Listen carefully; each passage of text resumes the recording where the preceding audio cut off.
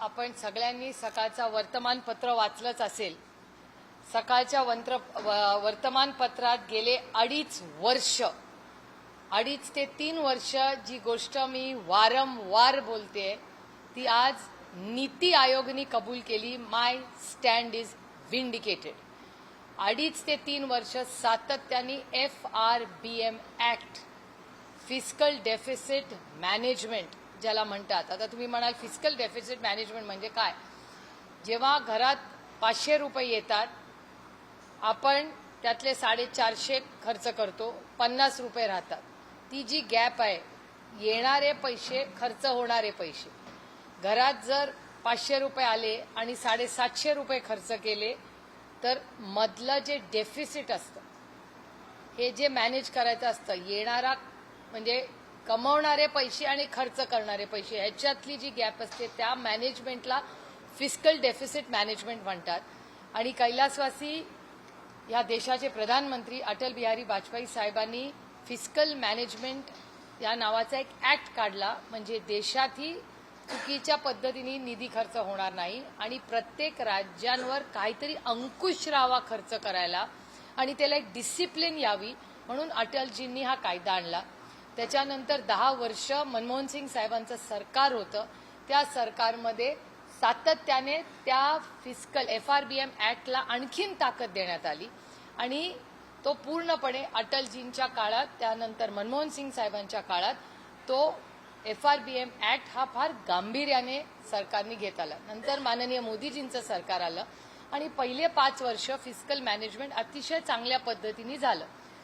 त्यांच्या आता त्यात नंतरच्या गेल्या 2-3 वर्षामध्ये सातत्याने मी हा प्रश्न पार्लमेंटमध्येही विचारलेला आहे की FRBM ऍक्टमध्ये केंद्र सरकार आणि राज्यांमध्ये काय नियंत्रण आहे, याचं नातं काय आहे? कारण का त्या ऍक्ट प्रमाणे एक सर्टन लेवल नंतर कुठल्याही सरकारला पैसे खर्च करता येत नाहीत। लोन्स हवी असतील तर केंद्र सरकारला विचारावी लागतात आणि त्याच्यामुळे कुठल्याही राज्याची आर्थिक परिस्थिती ही काय पद्धतीने पुढे जाते ह्याच्यावर एक चांगला अंकुश, की दिवाळखोरी होऊ नये ह्याच्यासाठी एक अंकुश ठेवण्यासाठी सगळ्या राज्यांची चर्चा करून हा ऍक्ट अटलजींनी केला होता। आता गेले 2.5 ते 3 वर्ष सातत्याने मी या ऍक्ट बद्दल बोलत आले आणि आजचा सरकारचा हा माझा डेटा नाही, हा नीति आयोगचा डेटा आहे जो सगळ्या वर्तमानपत्रात आज आलेला आहे। आणि त्याच्या म्हणण्याप्रमाणे आज राज्याची आर्थिक आणि सामाजिक परिस्थिती ह्याच्यात अतिशय घसरण, आर्थिक आणि सामाजिक परिस्थितीमध्ये घसरण झालेली आहे। हे माझे शब्द नाही आहेत, हे नीति आयोगाचे शब्द आहेत। फिस्कल मॅनेजमेंट ऍक्ट मध्ये आपण 3 नंबरवर होतो, ते 6व्या नंबरवर गेलेलो आहोत। त्याच्यानंतर एक्सपोर्ट्समध्ये आपण गुजरात राज्याच्या मागे आलेलो आहोत। इन्व्हेस्टमेंट्समध्ये अजून तेवढंच एक थोडंसं आहे, आत्ताचा डेटा सांगतोय की इन्व्हेस्टमेंट्स येत आहेत, पण ईज ऑफ डुईंग बिझनेस ज्याच्याबद्दल सातत्याने केंद्र सरकार बोलत असतं, ईज ऑफ डुईंग बिझनेस याच्यामध्ये महाराष्ट्र आणखीन खाली गेला आहे। झारखंड असेल, अशी अनेक राज्य असतील, त्या राज्य आपल्या पुढे गेलेली आहे। हे आज वर्तमानपत्रात आता कोण आपल्या पुढे गेलेलं आहे की ओडिशा असेल, छत्तीसगडच्या तुलनेत मागासलेली राज्य ही आर्थिकदृष्ट्या संपन्न असलेल्या महाराष्ट्राच्या पुढे गेलेली आहे। ओडिशा आणि छत्तीसगड, मला आनंद आहे, कुठलाही राज्य competition is very good for the market place, competition ही असलीच पाहिजे या मताची मी आहे। पण कॉम्पिटिशन असताना महाराष्ट्र जो 1 नंबरला प्रत्येक गोष्टीत होता तो आर्थिक परिस्थितीत खाली का जातोय? बाकीची राज्य जात आहेत याचा आनंद आहे। गुजरात असेल, छत्तीसगड असेल, ओरिसा असेल, सगळ्या राज्यांचं भलं होत असेल तर मला आनंदच आहे। शेवटी भारताचा अविभाज्य भाग म्हणून ही राज्य आहेत, आपलेच माणसं तिथे राहतात।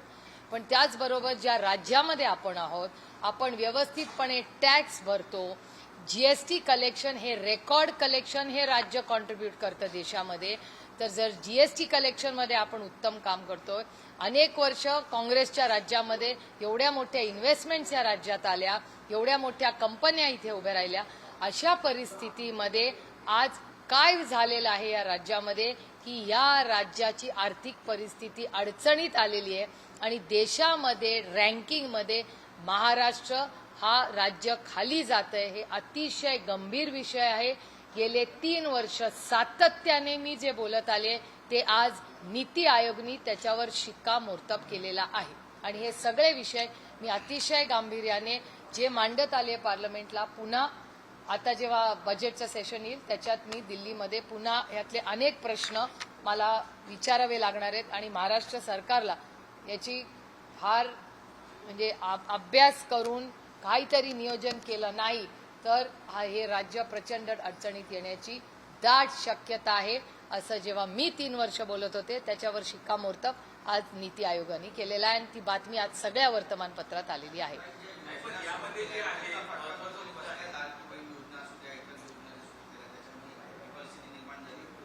याचा एक व्हाईट पेपर काढला पाहिजे सरकारने आणि सरकारने आपल्याला सांगितलं पाहिजे. आपण सगळेच इथे बसलो, we are all tax paying, आपण सगळे नागरिक आहोत राज्याचे. आपल्याला सरकारला उत्तर द्यावं लागेल कशामुळे ह्यांचं मॅनेजमेंट का गेलं याचं उत्तर सरकारला द्यायला लागेल ना. अनेक कारण आहेत त्याच्यात. Clearly it's mismanagement. एक मिनिट, पहिलं फिस्कल मॅनेजमेंट संपूया, मी तो या विषयावर येणार आहे. हा खूप गंभीर विषय आहे. हा विषय झाला पुढे तरच बाकीचे विषय राहतील.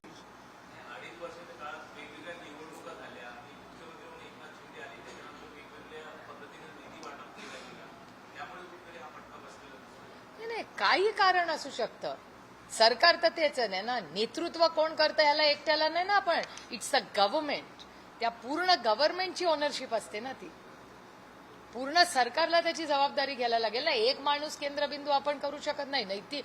नैतिकता हा शब्द म्हणला की सरकारला आवडत नाही, पण नैतिकतेने ह्याची ओनरशिप तिन्ही पक्षांना घ्यावी लागेल ना. कारण का जसं तुम्ही सत्तेमध्ये आल्यावर गुलाल तिन्ही पक्षांनी खेळला तसं आजच्या नीती आयोगाचं जे आहे ह्याचंही ओनरशिप तिन्ही पक्षांना घ्यावी लागेल ना, जे 5 वर्ष 2.5-3 वर्ष सत्तेमध्ये आहेत एकत्र.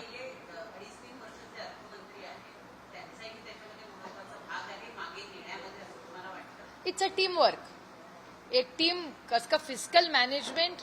आणि खरं तर मला विचाराल तर फायनान्स मिनिस्ट्रीचे मी तुमच्याच सगळ्यांच्या चॅनलवर अनेक वेळा ऑब्जेक्शन्स पाहिलेत, पण ते कॅबिनेटमध्ये ओव्हररूल झालेले आहेत. त्याच्यामुळे फायनान्स मिनिस्ट्रीनी आणखीन असर्टिव्ह राहायला हवं होतं का, हा एक विचार करण्यासारखा मुद्दा आहेच ना. शक्यता नाकारता येत नाही. कारण का जेव्हा कॅबिनेटमध्ये फायनान्स मिनिस्ट्री ऑब्जेक्शन्स घेत होती त्यांनी का नाही रेटून सांगितलं की नाही, हे नाही व्हायला पाहिजे, उद्या फिस्कल मॅनेजमेंटचं खूप मोठी अडचण होईल. आणि तेव्हा ते ओव्हररूल झालेले आपण सगळ्यांनीच पाहिले, तुम्ही स्वतः ते रिपोर्ट केलेले. त्यामुळे हा विषय अतिशय गंभीर आहे.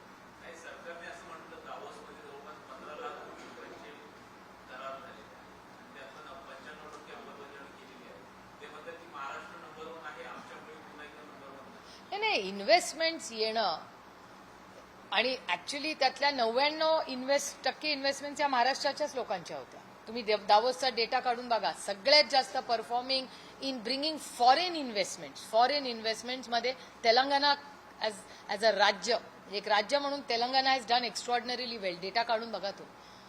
आणि जे त्यांनी करार केले ते महाराष्ट्राच्याच लोकांची केले, ज्याचा मला सार्थ अभिमान, आनंद वाटला. सज्जन जिंदालांचा करार झाला, अमित कल्याणींचा करार झाला, पण त्याच्यासाठी दावोसला जायची खरंच गरज होती का, हा एक मोठा प्रश्न आहे. कारण का सज्जन जिंदल जिथे राहतात ना त्यांचं मुख्यमंत्र्यांचं घर गाडीनी 3 मिनिटं आणि चालत 7 मिनिटावर आहे. अमित कल्याणी खूप वेळा मुंबईला येतात आणि मुख्यमंत्री किंवा ह्याचे मंत्री पण उदय सामंतच आहेत ना मंत्री आता ते पण पुण्याला अनेक कार्यक्रमांसाठी जात असतात. तर अमित कल्याणीला पुण्यालाही शक्य होतं भेटणं आणि मुंबईलाही भेटणं शक्य होतं. त्याला दावोसला जायची गरज होती का नाही, हा एक मोठा विषय, वेगळा विषय. पण इन्व्हेस्टमेंट राज्यात येणार असतील तर त्याचं स्वागतच आहे. पण at the same time flip side त्याची अशी आहे की एक्स्टॉर्शन जर एखाद्या राज्यात वाढली, आता तुम्ही बघा, कोरिलेट करा तुमचाच प्रश्न. ह्याच नीती आयोगमध्ये ईज ऑफ डुईंग बिझनेसमध्ये महाराष्ट्र खाली गेलंय रँकिंग. का गेलंय रँकिंग? याचा अर्थ एक्स्टॉर्शन हा एक अविभाज्य भाग झाला ना. क्लिअरन्सेस वेळेवर मिळत नाहीत, एक्स्टॉर्शन होतंय. मग इन्व्हेस्टमेंट्समध्ये ईज ऑफ डुईंग बिझनेसमध्ये महाराष्ट्र खाली गेलं. It's all correlating to each other. It's not rocket science, it's very simple science. A is equal to B is equal to C. तुम्ही को रिलेट करून बघा ना, ते क्रोनॉलॉजी बघा सगळ्याची. त्याच्यामुळे ह्या ज्या घटना दुर्दैवाने 50 दिवस महाराष्ट्रात होत आहेत, ज्याच्याबद्दल आज लोकांना साधारण काळजी वाटणारच ना. आणि मग राजीनामाही होत नाही आणि नैतिकता तर विषय आवडतच नाही या सरकारला. मग इन्व्हेस्टमेंट जेव्हा येतात तेव्हा एक्स्टॉर्शन करणाऱ्या राज्याला इन्व्हेस्टमेंट्स आत्ता एक नंबरला ते क्लेम करतायत, पण हा एक मोठा प्रश्नचिन्ह आहेच ना. आणि बाकीची राज्य ईज ऑफ डुईंग बिझनेसमध्ये, बाकीची राज्य आपल्या पुढे, ज्याच्यात महाराष्ट्र ईज ऑफ डुईंग बिझनेसमध्ये देशात एक नंबरला होता. मग का वाय वी स्लिप्ड, याचं पण आत्मचिंतन करायला पाहिजे. आणि हे सगळे मी गेले 2.5 ते 3 वर्ष बोलतेय. आज नीती आयोग वर्बिटम माझी पार्लमेंटमधली भाषणं काढून बघा, it is absolute correlating. Thank God आम्ही सत्तेमध्ये नाही, तर मला वाटलं तर मीच काहीतरी कट अँड पेस्ट केलंय. हे नीती आयोगचा रिपोर्ट आहे आणि मी विरोधी पक्षात आहे. झाला इकॉनॉमिकचा विषय सगळा. त्याच्यामुळे माझी एवढीच सरकारला विनंती राहील की नीती आयोगचा रिपोर्ट हा अतिशय गांभीर्याने या सरकारने घ्यावा.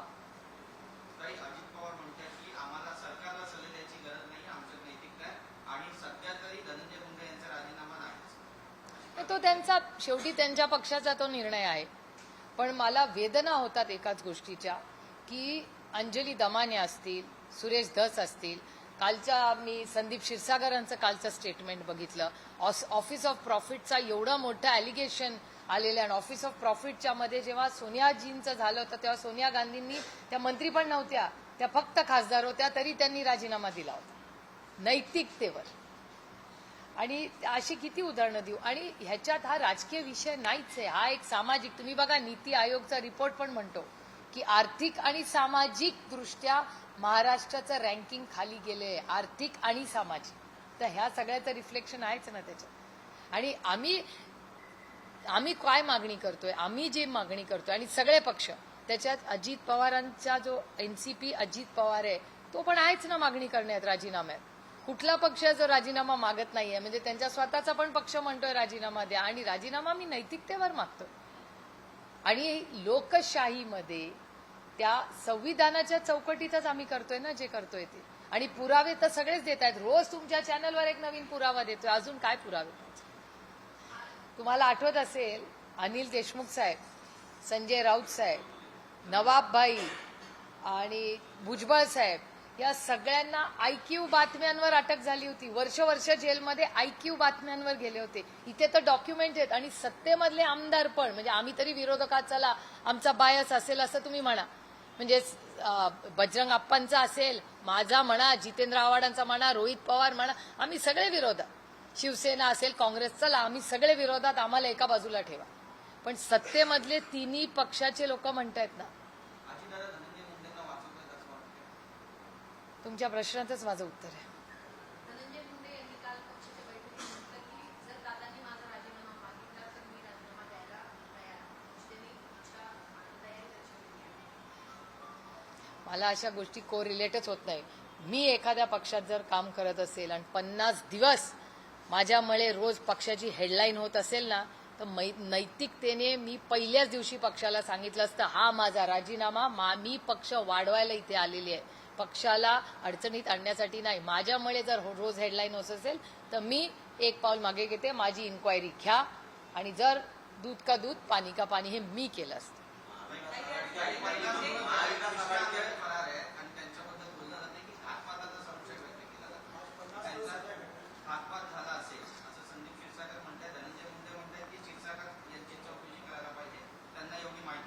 हो जरूर करावी, आम्हाला काय अडचण नाही. आम्ही तर कुठल्याही इन्क्वायरीला तयार आहोत.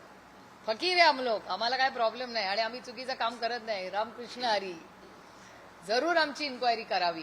पण 50 दिवस ह्या काळामध्ये जिथे कॅमेराज आहे, तंत्रज्ञान आहे, एवढी टेक्नॉलॉजी या जगामध्ये आहे, 50 दिवस झाले एक खुनी मिळत नाही तुम्हाला.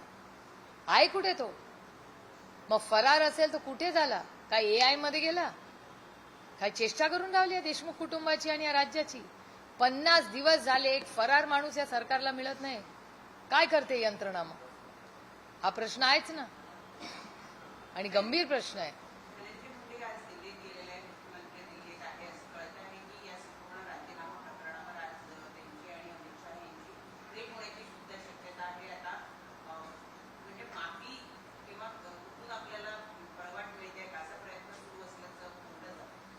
मला याची काय माहिती नाही and it's not my business either. माझा लिमिटेड पॉइंट आहे की 50 दिवसापूर्वी ह्या राज्यातल्या एका मुलाची हत्या झाली.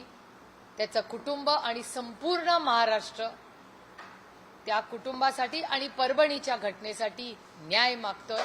या सरकारनी नैतिकता ठेवून या दोन्ही कुटुंबाला आणि महाराष्ट्राला न्याय द्यावा एवढीच आमची मागणी आहे. बाकी आमची काहीही मागणी या सरकारकडून नाही, फक्त न्याय मिळावा.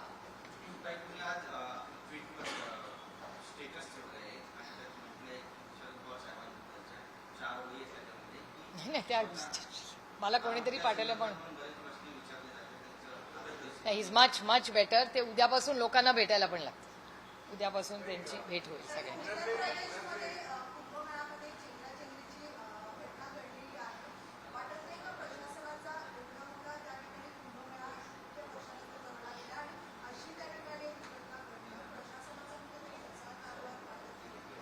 मला सांगता येणार नाही कारण का माझा या विषयाचा अभ्यास लिमिटेड आहे. तुमच्याचकडून जे टीव्हीवरनं कळतं एवढ्यावरनंच.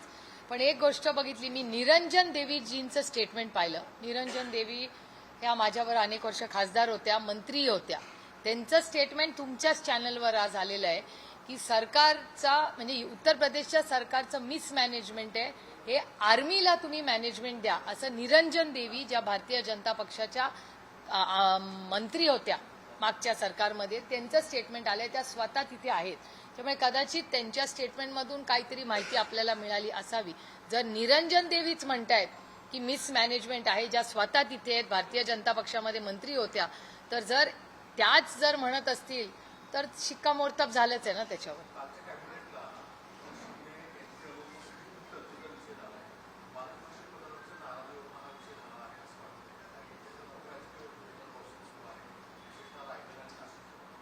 माझी आपल्या सगळ्या मीडियाला हात जोडून विनम्र विनंती आहे, मी सगळे प्रश्नांना उत्तर देईन. मला पालकमंत्री पदावर खरंच विचारू नका. माझी हात जोडून विनंती. बाकी कुठलाही प्रश्न विचार, मी म्हणजे माझे पर्सनल लाईफचे विचारले तरी चालेल, पण पालकमंत्र्यांवर विचारू नका. कारण का माझा या विषयाचा अभ्यास खूप कमी आहे, हे मी प्रांजळपणे कबूल करते. ती पोस्ट कॉन्स्टिट्युशनल आहे का नॉन कॉन्स्टिट्युशनल आहे हे ह्याच्यावर कधीतरी वेगळी आपण चर्चा करू शकतो. पण या राज्यामध्ये जेव्हा महागाई, बेरोजगारी, भ्रष्टाचार एवढं मोठं आव्हान, फिस्कल डेफिसिटचा एवढा मोठा नीती आयोगचा रिपोर्ट आलेला आहे. संतोषच्या आज हत्येला 50 दिवस झालेले आहेत, फरार आहे अजून त्यातला एक खुनी. सोमनाथला अजून न्याय मिळालेला नाहीये. अशी भयानक परिस्थिती असताना जर सरकारच्या कॅबिनेटमध्ये जर पालकमंत्र्याबद्दलच वादविवाद होत असतील तर खरंच बाबा रामकृष्ण हरी. माझी म्हणजे मी याबद्दल दिलगिरी व्यक्त करते की या प्रश्नाचं उत्तर मला देणं अशक्य आहे.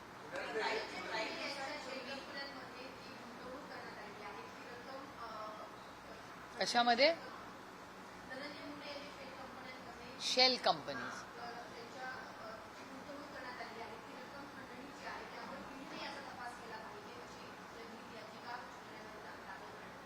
नाही कसं आहे, आपल्याला जर आठवत असेल तर देशमुख साहेबांवर जेव्हा आरोप झाले तेव्हा IQ बातमींवर झाले. ह्याच्यामध्ये अवधा नावाची कंपनी आहे. अवधा कंपनीच्या मालकानीच स्वतः, मालक नाही तिथल्या एम्प्लॉईनी FIR केलेला आहे, ज्याच्यात त्यांनी स्वतः म्हणलेलं आहे की आमच्याकडून एक्स्टॉर्शन करण्यात आलं. या देशामध्ये PMLA ऍक्ट जेव्हा आणला तो मनमोहन सिंग साहेबांनी आणला आणि त्याच्यात PMLA ऍक्ट मध्ये एक्स्टॉर्शन हा या देशात गुन्हा आहे. तो लागला तर ED लागते तुमच्यावर. तर जर वाल्मिक कराड अंवर हा आरोप आहे, ज्याचा FIR आहे, त्याच्यात एक्स्टॉर्शन शब्द वापरलेला आहे, तर मग ED is the but obvious ना. जे त्याची याचिकेची गरजच नाही. इट इज ऑब्व्हियस ED आतापर्यंत जर IQ बातमीवर देशमुख साहेबांवर, संजय राऊत साहेबांवर, नवाब मलिकांवर आणि भुजबळ साहेबांवर ED लागली, ते IQ गोष्टींवर डॉक्युमेंट्स पण नव्हते. इथे तर डॉक्युमेंट्स आहे.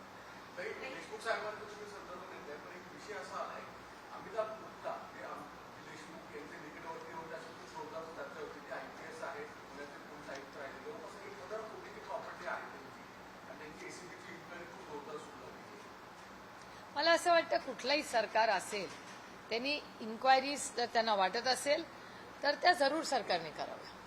मी कुठल्याही इन्क्वायरीच्या विरोधात नाही. आता आम्हालाच किती वेळा विरोधात बसल्यावर इन्कम टॅक्सची नोटीस येतेच. आम्हाला तर सवय झाली आहे त्याची. म्हणजे विरोधात एखादं भाषण केलं पार्लमेंटमध्ये की त्या दिवशी एक 3 तासात, आणि त्याची क्रोनॉलॉजी मी वाचून दाखवली आहे पार्लमेंटमध्ये. त्याच्यामुळे इन्क्वायरी असेल त्याला मला काय फार, आणि कधी कधी ती सगळ्याच इन्क्वायऱ्या फेअर असतात नाही असतात हे तुम्ही भुजबळ साहेबांच्या केसमध्ये पाहिलेलं आहे, देशमुख साहेबांच्या केसमध्ये पाहिले, राऊत साहेबांच्या केसमध्ये पाहिले. त्यामुळे तिथे 2च ऑप्शन्स असतात, इधर वॉशिंग मशीन किंवा लढत राहा. आज रिपोर्ट होतोय तयार, फायनल मीटिंग आहे. नाही, रिपोर्ट आल्याशिवाय आम्ही कसं बोलणार. एक तर बाळ्या मामा आमच्या वतीने त्या कमिटीत होते, ती एक जेपीसी आहे. जेपीसीचा काल वर्तमानपत्र होतं. तर आज मीटिंगमध्ये काय झालं हे मला माहिती नाही, कारण का मी त्याची कमिटीची मेंबर नाही. पण जेपीसीची जी कमिटी होती त्याच्यात जे मतदान झालं त्याच्यामुळे बरेच वादविवाद झाले. हे आपण सगळे रोज, आपणही सगळे रिपोर्ट करताय. तो रिपोर्ट आज शेवटची मीटिंग आहे असं वर्तमानपत्रात आलेलं आहे. म्हणजे पुढच्या आता पार्लमेंटमध्ये तो रिपोर्ट टेबल होईल. तो टेबल आल्याशिवाय काही बोलता येणार नाही, कारण का we are all under oath. त्याच्यामुळे ऑफिशियली येऊ देतो रिपोर्ट.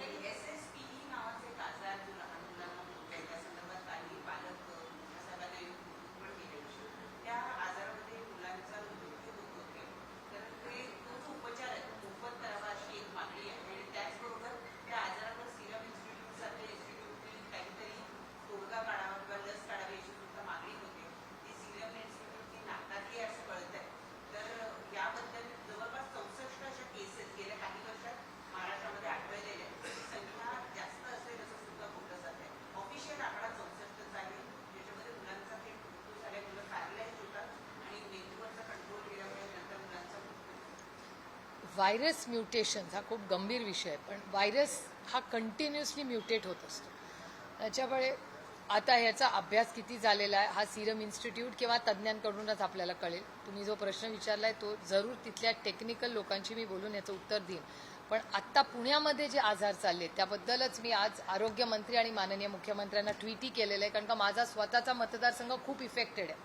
आणि अफेक्टेड एरियामध्ये असताना गेले जवळपास 5 ते 10 वर्षामध्ये पुण्याच्या आजूबाजूचं पाण्याचं जे प्रदूषण होतंय ते प्रचंड वाढतंय. आणि ह्याच्यासाठी आम्ही अनेक उपक्रम केले, केंद्र सरकारकडेही पाठपुरावा केला, आणि एक जन आंदोलन, कधीतरी काहीतरी विषयांमध्ये राजकारण बाजूला ठेवून ह्या देशामध्ये पाणी स्वच्छतेसाठी एक मोठं जन आंदोलन उभं करावं लागणार आहे. मला आठवतं हर घर जल नावाचा एक खूप चांगला उपक्रम केंद्र, मी तेव्हा कौतुकी त्या स्कीमचं केलं होतं. काय त्याचं नाव, जलजीवन मिशनमध्ये ते कार्यक्रम तो केंद्र सरकारने सुरू केला. I am not taking away from the intention of the government, पण जल जीवन मिशन, मला खूप दुःख होतंय हे बोलताना, पण जल जीवन मिशन ज्या अपेक्षेने जेवढा निधी जल जीवन मिशनमध्ये टाकला त्याचा इम्पॅक्ट तेवढा या देशात झालाय का हा एक मोठा प्रश्न आहे. माझ्या स्वतःच्या मतदारसंघात ज्या भागाची लोकप्रतिनिधी म्हणून मी काम करते, जल जीवन मिशनच्या अनेक ठिकाणी पैसे आलेले आहेत, निधी पडलेला आहे, पण घरात नळ नाही गेलेला किंवा सोय झालेली नाही. आणि त्याच्याच बरोबर या जल जीवन मिशनचं एक्सटेन्शन म्हणजे प्रदूषित पाणी होतं. त्याच्यामध्ये काय पुढे झालं, करोडो लाखो करोडो रुपये त्या जल जीवन मिशनमध्ये गेले.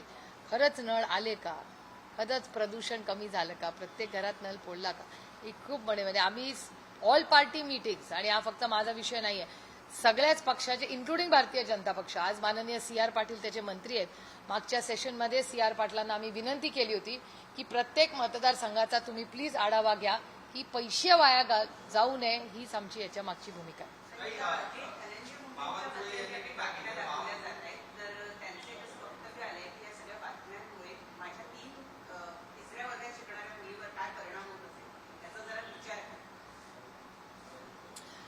एकतर पब्लिक लाईफमध्ये मीही ते खूप वेळा भोगलेलं आहे. त्याच्यामुळे public life comes at a huge cost. त्याच्यामुळे फॅमिलीला आणि त्याच्या मुलीचाच कशाला, त्यांच्या सगळ्याच मुलं, त्यांची बायको, त्यांची इमिजिएट फॅमिली, अर्थातच केंद्रबिंदू तो माणूस असतो, पण त्याचे जे सगळे स्टेक होल्डर्स असतात ते नेहमीच इफेक्ट असतात. आणि अनेक वेळा असं असतं की त्या व्यक्तीची चूक असते, त्या स्टेक होल्डर्सची कधीच चूक नसते. ते त्यांच्या बिचाऱ्यांची काही चूक नसतानाही त्यांना खूप वेळा सफर करावं लागतं. अशी अनेक उदाहरणं आहेत.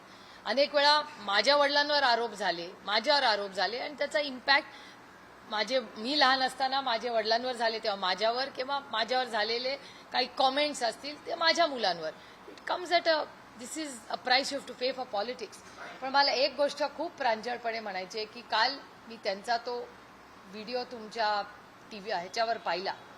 त्यांच्या मुलीबद्दल, त्यांच्या मुलांबद्दल आणि बायकोबद्दल मला अतिशय संवेदनशील आहे. मी त्यांची बायको राजश्री एक अतिशय चांगली महिला आहे.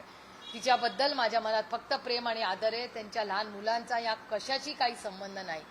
पण जेव्हा ते हे वाक्य बोलत होते मला त्यांना एकच प्रश्न विचारायचा होता की तुम्ही तुमच्या मुलीबद्दल बोलता, हे अतिशय योग्य आहे ते स्टेटमेंट, पण हे स्टेटमेंट करत असताना संतोषच्या मुलांचा एकदा जरी विचार केला असता तर मला जास्त आनंद झाला असता.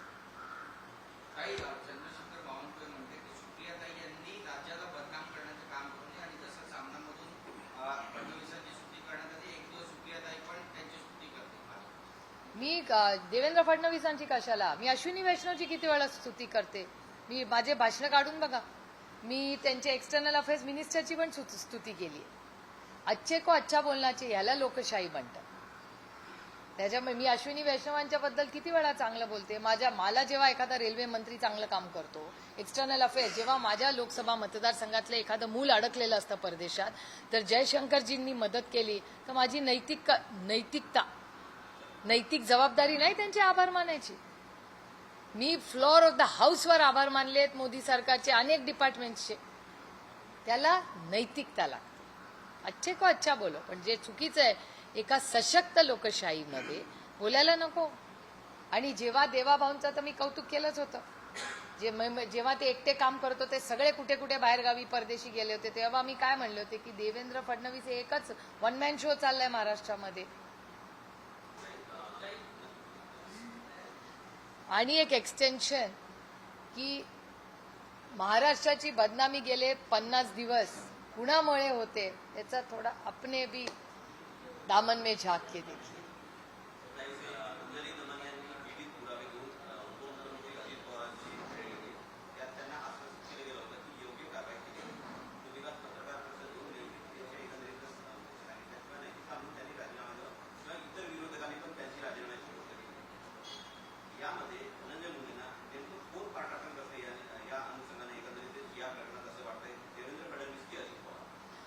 One and the same thing ना. सरकार नाही, ओनरशिप पूर्ण सरकारनेच घेतली पाहिजे. 3 पक्षाचं सरकार आहे ना, मग ओनर चांगलं असेल तर सगळ्यांनी घ्यायचं आणि वाईट असेल तर एकानीच घ्यायचं, असं होत नाही ना. तिघांनीच जबाबदारी घ्यावी लागेल ना. म्हणजे मी त्यांच्या जागेवर असते, माझ्या सरकारचं, माझ्या पक्षाचं, माझ्या कुटुंबाचं जर असं होत असेल तर मी पहिल्या दिवशी राजीनामा देऊन टाकला असता. कारण का तुमचे स्टेक होल्डर्स आहेत. तुम्ही नेते आहात ना. नेता स्वतःसाठी नाही जगत, तो त्याच्या स्टेक होल्डरसाठी जगतो. That is leadership.